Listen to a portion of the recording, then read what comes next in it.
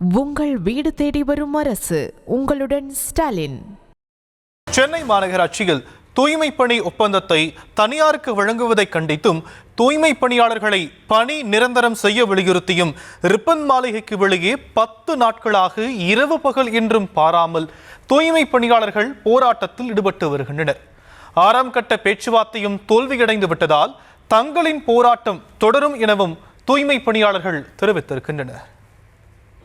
தேர்தல் வாக்குறுதி எண் 285 தூய்மை பணியாளர்களை பணி இயந்திரம் உட்பட சம்பளம் உட்பட கோரிக்கைகள் நிறைவேற்றப்படும் என்று அவருடைய தேர்தல் வாக்குறுதி எண் 285 சொல்லியிருக்கிறார். 10 ஆண்டுகளுக்கு மேல் அரசு துறையில் தற்காலிகமாக பணிபுரிந்தால் அவர்களை பணி நிரந்தரப்படுத்த வேண்டும் என்று 153 தேர்தல் வாக்குறுதி எண்ணிலே சொல்லியிருக்கிறார். இன்றைக்கு இருக்கக்கூடிய முதல்வர் எழுப்பிய கேள்வியை நாங்கள் கேட்கிறோம். அதே நேரத்தில் அவர்கள் ஒன்றை சொல்லுகிறார்கள், 10 மண்டலம் தனியாருக்கு போயிட்டு இப்ப போனா என்ன பண்ணீங்கன்னு கேக்குறாங்க. ஒரே கேள்விதான், 10 மண்டலம் தனியாருக்கு போன போது ஏன் இன்னைக்கு இருக்கக்கூடிய முதல்வர் எதிர்த்தாரு? ஏன் மா சுப்பிரமணியன் அவர்கள் இங்க சென்னை மாநகராட்சிக்குள்ள வந்து ஐயோ இந்த ஜனங்க வயிற்றுல அடிக்காதீங்க, வேலையை விட்டு வெளியே அனுப்பாதீங்க சொன்னாரு? அப்ப உங்களுக்கு தேர்தலுக்கு முன்னாடி ஒன்னு பேசுவீங்க, ஆட்சி முடிந்து நீங்க கையில வந்தா வேற ஒன்னு பேசுவீங்களா?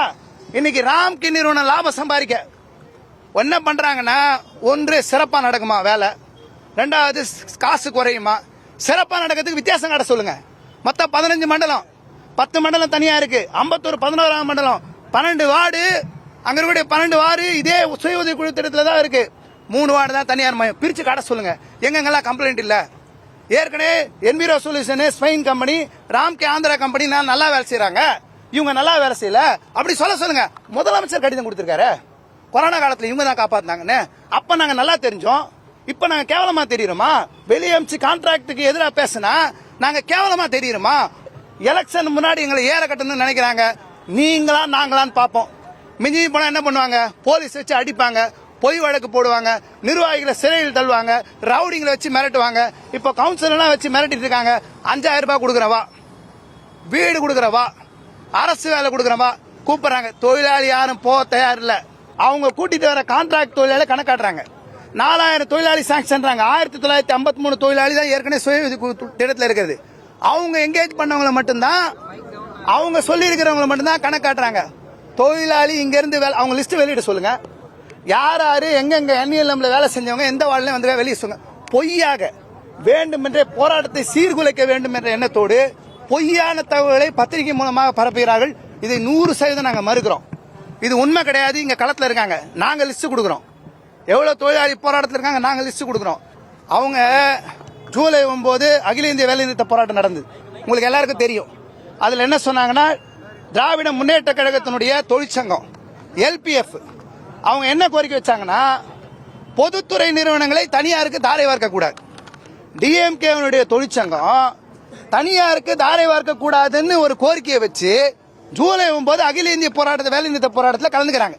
அப்ப இங்க பொதுத்துறையை தூக்கி தனியார் கூடுறியே, ராம்கி நிறுவனம் என்ன சமூக சேவை சேர்த்து வராங்களாங்க? நீங்க ஆவடி மாநகராட்சியில் தாவரம் மாநகராட்சியில் 10,000 12,000 சம்பளம். நாங்க வழக்கு தொடுத்து கார்பரேஷன் தீர்மானம் போட்டு எங்க உழைப்போர் உரிமைக்கும் LTUC சார்பில் நாங்க கேஸ் போட்டு இந்த சம்பளம் வாங்கி கொடுத்துருக்கோம். 88 கோடி ரூபாய் அரியஸ் 2023 வாங்கியிருக்கோம். இத்தனை தொழிலாளிக்கு இந்த சம்பளத்தை பொறுக்க முடியாம தான் வெளியே அனுப்புறாங்க. இப்ப 761 ரூபாய் இந்த ஏப்ரல் மாசத்துல இருந்து இந்த சம்பளம் கொடுக்க கூடாது. எங்க 19 சில்லறையும் 16,000 சம்பளம் எவ்வளவு வித்தியாசம் இருக்கு? ஒரு ஏழை தொழிலாளி அவங்க வீட்டு வாடகை கட்ட மாட்டாங்களா? படிக்க வைக்க மாட்டாங்களா? 3000 மளிகை சாமான் எவ்வளவு பெரிய விஷயம். எத்தனை பேர் போய் பாருங்க, காலில் என்ன நல்ல செருப்பு இருக்கா பாருங்க, அவங்க போட்டிருக்க ட்ரெஸ் எப்படி இருக்குன்னு பாருங்க. இந்த வெயில முதல்ல நம்மளால உட்கார முடியுமா? இந்த ஜனங்களுக்கு இந்த மாதிரி விஷயம் செய்யறது என்ன விதத்துல நியாயம்?